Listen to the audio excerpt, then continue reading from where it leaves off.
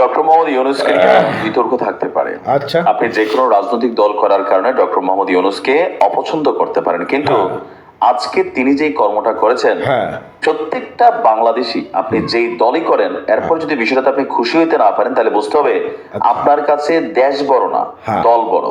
আবার সেক্ষেত্রে দলের স্বার্থে হ্যাঁ। দেশের 12টা বাজুক, দেশ মারা খাক, আপনার কোনো কিছু যায় আসে না। হ্যাঁ, ডক্টর মোহাম্মদ ইউনূসের এমন সিদ্ধান্ত দুইটা জিনিস এখানে প্রতিষ্ঠিত করবে। প্রথম হচ্ছে ভারতের যে দাদাগিরি, আচ্ছা। অথবা ভারত যেমনটা মনে করতো যে আমরা ভারতের দাদাগিরিটা শুধুমাত্র বিজেপি সরকারের যে আমলটা সেটাকে মেনশন করছি, আচ্ছা। বিজেপির যে রাজনৈতিক দলটা আছে তাদেরকে মেনশন করছি, আমি অন্যদের প্রতি কোনো বক্তব্য দিচ্ছি না। আচ্ছা, এই যে একটা ভাব, আরে বেটা আমরা এটা না করলে সেটা তোমরা এটা করবা, এটার কিন্তু খেলা শেষ হয়ে যাবে। দ্বিতীয়ত, অদূর ভবিষ্যতে বাংলাদেশ খুব দ্রুত আরো অনেক উন্নত হবে।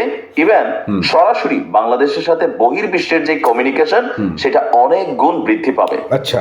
দর্শক, ভারত বাংলাদেশের উত্তেজনার মধ্যে ভারত সরকার যে ভিসা সীমিত করছে, এটাতে বাংলাদেশের বিশাল একটা কমিউনিটি কিন্তু বিপদে পড়ছে। যেমন ধরেন, যারা পৃথিবীর বিভিন্ন দেশে স্টুডেন্ট ভিসা অথবা ওয়ার্কার ভিসা অথবা আপনার স্পন্সর ভিসায় ফ্যামিলির কাছে যেতে চায়, ওই সকল রাষ্ট্রগুলোর যেগুলোর এম্বাসি বা হাই কমিশন বাংলাদেশে নাই, আচ্ছা। তো বাংলাদেশের জনগণ কোথায় যায়? ভারতে।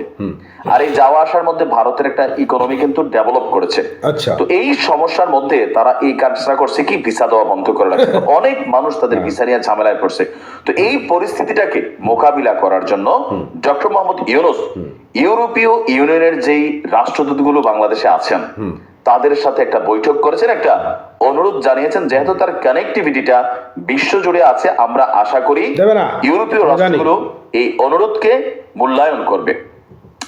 বলা হচ্ছে যে ইউরোপীয় ইউনিয়নের কূটনীতিকদের সাথে বৈঠকে প্রধান উপদেষ্টা বলছিলেন যে ইউরোপীয় ইউনিয়নের দেশগুলোর ভিসা সেন্টার দিল্লি থেকে সরিয়ে ঢাকা অথবা প্রতিবেশী কোন দেশে স্থানান্তর করেন। আপনি বুঝতে পারছেন যে প্রয়োজনে আমরা নেপাল যাব, প্রয়োজনে আমরা ভুটান যাব, প্রয়োজনে মালদ্বীপ যাব, মালয়েশিয়া যাব, কিন্তু ভারতে আমরা যাব না। প্রয়োজনে বাংলাদেশে এটাকে সেট আপ করুন।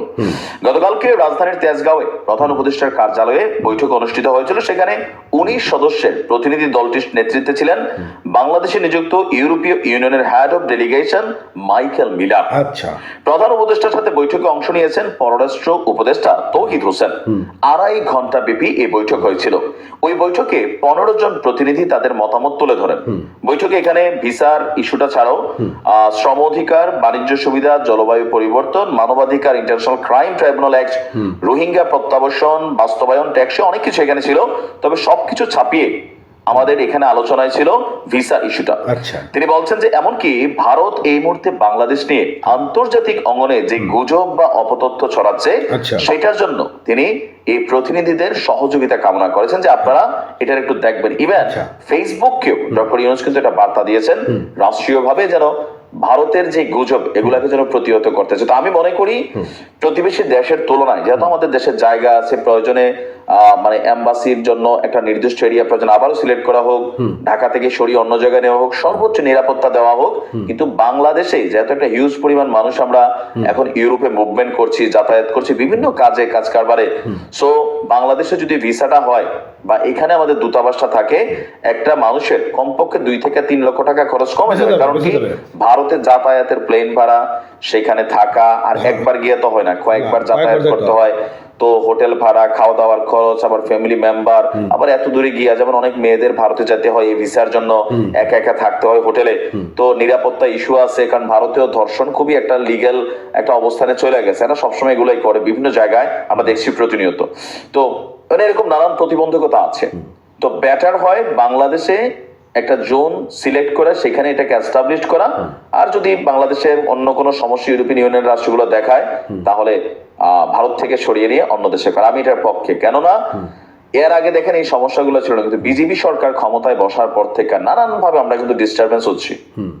ভাই, সমস্যা থাকতে পারে, রাজনৈতিক উত্তেজনা, কিন্তু আপনি পাবলিকের ভিসা কেন বন্ধ করবেন? লক্ষ লক্ষ টাকা মানুষ ইনভেস্ট করে রাখছে। ধন্যবাদ মোহাম্মদ ইউনূসকে তার এই সিদ্ধান্তের জন্য। আসসালামু আলাইকুম। তো যাই হোক, নাইম ভাই তার বক্তব্য তিনি সেখানে পেশ করছেন। তো আমার ব্যক্তিগত যে মত সেটা আমি একটু বলি। সেটা হচ্ছে যে ইউরোপীয় ইউনিয়ন যারা আছেন তারা কখনোই বাংলাদেশে ভিসা মানে অ্যাম্বাসি সেট আপ দেবে না। বিভিন্ন কারণ আছে, বিভিন্ন কারণে অনেক কিছু কারণেই তারা মূলত এখানে সেট আপটা দেবে না। দ্বিতীয় কথা হচ্ছে যে ভারতে যাওয়া আসার যে একটা জটিলতা, এটা ভারতকেই নিরসন করতে হবে। কারণ এখানে যে বাংলাদেশিরা অনেক লাভ হচ্ছে সেটা না, বাংলাদেশিরা সেখানে যাচ্ছে, তাদের অর্থনৈতিক ডেভেলপ হচ্ছে। কলকাতা সেখানে থাকছে, দিল্লি যাচ্ছে, দিল্লিতে থাকতে হচ্ছে। এসব কিছু মিলে ভারত নিজের পায়ে নিজেই কোড়াল মারতেছে। হয়তো বা বাংলাদেশে দেবে না, কিন্তু অন্য কোনো রাষ্ট্রে দেবে। তো এতে লসটা কার হবে, এটাও বুঝতে হবে, তাই না? ভালো থাকবেন।